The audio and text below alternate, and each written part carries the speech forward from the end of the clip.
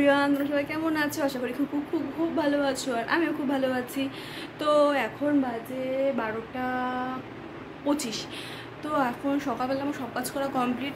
সকালবেলা ভিডিও করিনি, কেননা সকালবেলা না যেহেতু বললাম শ্বশুর বাড়ি নেই, তো আমার 3টের সময় উঠতে হচ্ছে। আর অনেক তারপরে ঘুমিয়েছি, আর দেরি করে উঠেছি বলে অনেক কাজ বাকি ছিল, তো সেগুলো চটপট করে নিয়েছি। আর আজকে একটু বেশি বেশি আনন্দে আছি, কারণ হচ্ছে মা আসবে, মা আজকে থাকবে। প্রথমবার এই এই 3 মাসে মা আসেনি, এসতে চলে গেছে, ও থাকেনি। তো মা বলছে আজকে গিয়ে থাকবো, তো একটু বেশি আনন্দে আছি, মা এসে থাকবে। তো আমার শ্বশুররা ওনারা পৌঁছে গেছে। বলছে ট্রেনটা কত লেট করেছে। ট্রেন ছিল হচ্ছে হাওড়া থেকে 12:20-তে, সেই ট্রেন আসলো 4টে, ছাড়লো 5:30টার পর। প্রচুর দেরি। তো বলেছিল যে আজকে দুপুর 3টের দিকে 3টে নাগাদ নাকি নামবে।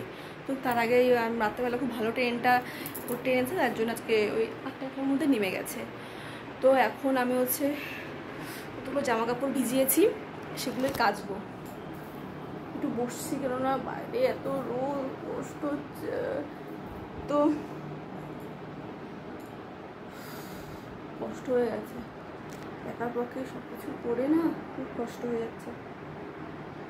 কাজগুলো হাতে চটপট করে তাড়াতাড়ি কাজগুলো করে নিয়ে ওর স্নানটা করে আইব্রো করতে যাবো আজকে।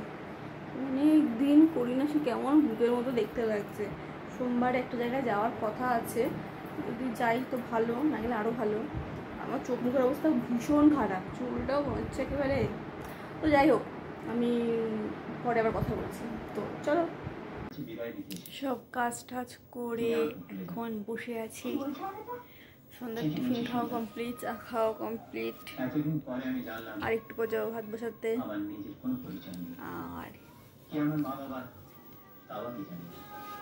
মা চলে এসছে, টিভি দেখছে এখন। আজকে পাস্তা করেছে, কিন্তু পাস্তাটা ভালো হয়নি। পাস্তা বেশি নরম হয়ে গেছে, ভালো হয়নি।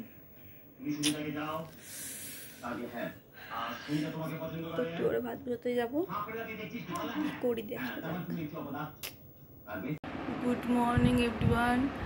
তো কালকে রাতে আর ভিডিও করিনি, আর আজকে না সকালবেলায় কালকে সারা রাত্রে আমার ঘুম আসেনি, কেন কি জানি।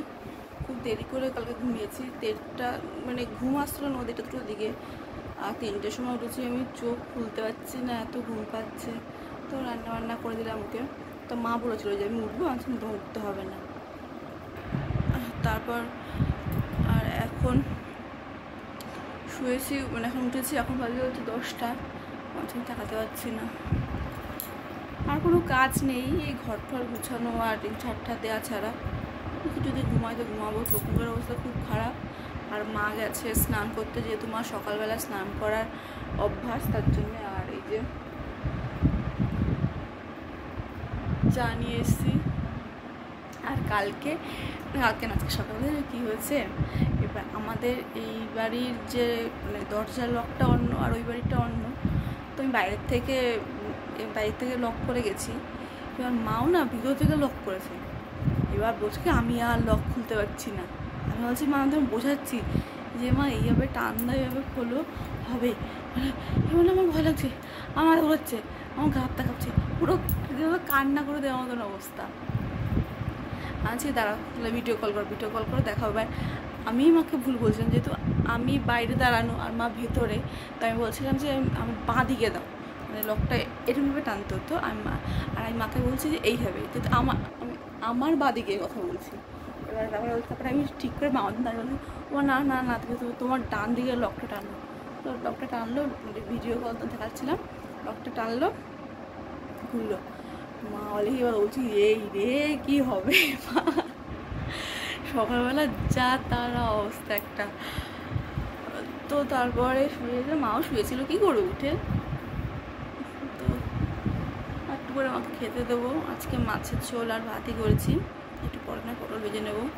কিছু নেই আর ওর যখন ছুটি, কালকে উইকলি অফ ছিল, তো কালকে ছুটি দেয়নি, ওর ছুটি ছুটি না হলে কী করে ও বাজার করবে, চুলও আশ্রয় নেই, চুলের অবস্থা খুব খারাপ। তো চলো আগে চাটা খেয়ে নিই। তো এই যে আমি সন্ধ্যাবেলায় পকোড়া করবো বলে মাংসগুলো কালকে রাতেও নিয়ে এসছে বড় বড় পিস করে, তো আমি ছোটো ছোটো করে কেটে নিয়েছি, আর যা দরকার এখানে সব কিছু আমি দিয়ে দিয়েছি। তো এখন এটাকে ম্যারিনেট করে রেখে দেবো, সন্ধ্যাবেলায় করবো, তাই ভালো করে ম্যারিনেটটা হয়। তো ম্যারিনেটটা করে নিই। একটু আগে সবাই খেলাম, এখনও জামা কাপড় ভিজিয়েছি, ও তো রোজ জামা কাপড় কাঁচা থাকতে লাগে, জামা কাপড় ভিজিয়ে রেখে দিয়েছি, এখন গিয়ে কাচবো। আজ কাজ নেই, ও লবণ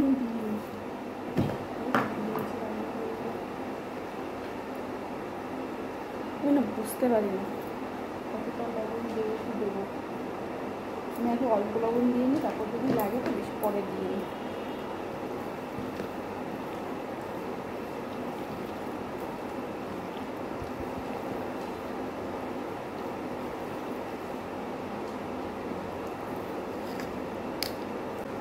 তো আমার ম্যারিনেট করা হয়ে গেছে, আর এখন প্রচণ্ড কষ্ট হয়ে গেছে, এখন কাচতে যাবো, কেচে তারপর স্নান করবো। ফোনটা বুঝতে পারছি না আমি এই দিক তাকাবো না এই দিক তাকাবো, তো রেখে দিই। জানি না সব ঠিকঠাক আছে কি না, একটা ভিজে খেলে পরে বোঝা যাবে যে ঠিকঠাক আছে কি না। তো চলো আর পরে কথা হবে। এই যে পকোড়ার জন্য রেডি, মানে পকোড়া বসিয়ে দিয়েছি, প্রথমে এক কটা করেছি, সেটা মা আর ওকে দিয়েছি, আর বসে খুব ভালো হয়েছে।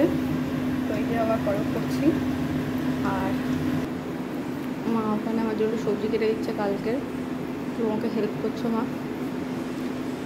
অবস্থা দেখো, পকোড়া ভাত থেকে ঘেমে পুরো একা মুখের অবস্থা।